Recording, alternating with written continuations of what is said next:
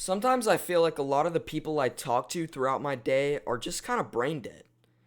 It's just like they can't really hold eye contact or hold a conversation, and they sort of just don't really seem to know what's going on, and nothing really interests them or excites them. And to be honest, I don't blame them because we live in a world where we can just have access to so much information within a matter of seconds that it's no wonder why our brains just can't keep up anymore.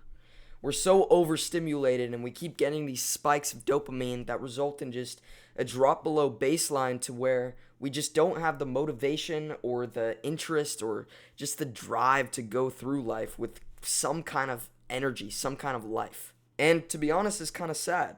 But there are a lot of ways we can combat this, and I'm going to explain them later in this video. So, what I'm talking about right here is the dopamine problem. People experience so many spikes of dopamine throughout their day that their baseline level of dopamine actually drops and they just become a zombie. So they're just impossible to talk to in a lot of ways. People don't get excited by anything or just, it makes hanging out with them miserable, to be honest.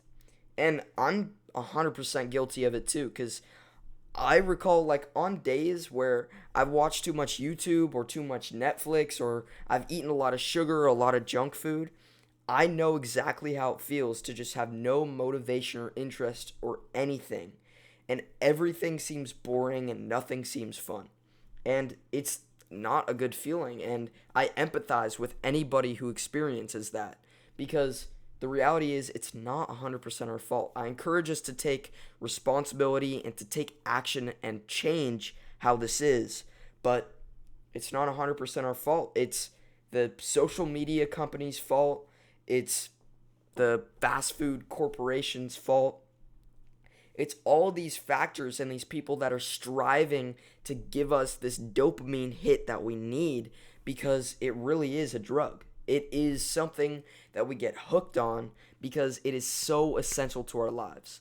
And I can prove that it's so essential to our lives because if your dopamine level dropped to zero right now, dropped all the way down to the bottom, you wouldn't even be able to move.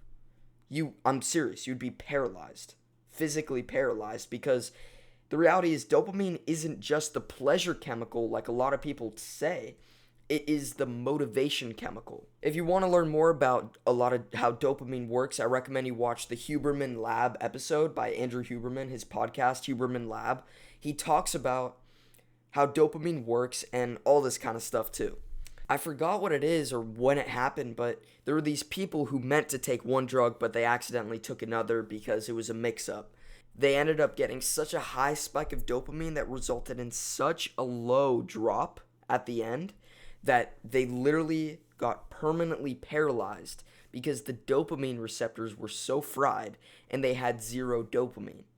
And literally they could not move and they could not talk. And it's really sad, obviously. Basically, dopamine is what makes us able to do stuff. Do anything. That's why it's so important that we need to fix it, we need to maintain it, and we need to guard it like it's gold. We need to protect our dopamine level, especially our baseline dopamine level. So people often don't really understand, 'cause they use this, I use the term dopamine hits, but really it's more of a spike. And basically what happens is a lot of people think when you do something that's pleasurable, like you watch porn or you watch Netflix or you eat junk food, they think that it gives you a hit of dopamine and then you just get desensitized to that, and that just becomes the normal and it becomes boring to you.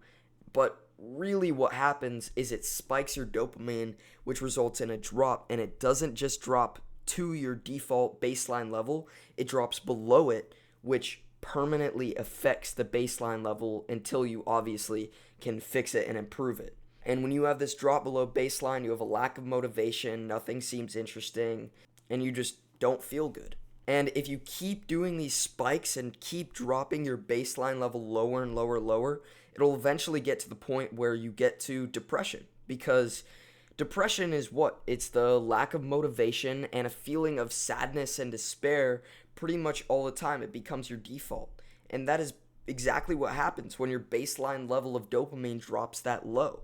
So, in a way, overstimulating yourself, eventually, if you keep doing it over and over and over again and dropping your baseline, you'll eventually reach a point of depression where you'll have no motivation and you'll just feel terrible. If we were only able to maintain a higher baseline level of dopamine all the time, we would be so much more fun to hang out with. We would have so much more energy. We would get so much more done. We would feel so much better and happier. And we would actually be functioning humans. People might think you're weird for kind of obsessing and just caring this much about your dopamine level, but in reality, they probably like it. They're benefiting from it because if you take care of your dopamine and you treat it like gold, you protect it with your life, people are going to enjoy hanging out with you so much more.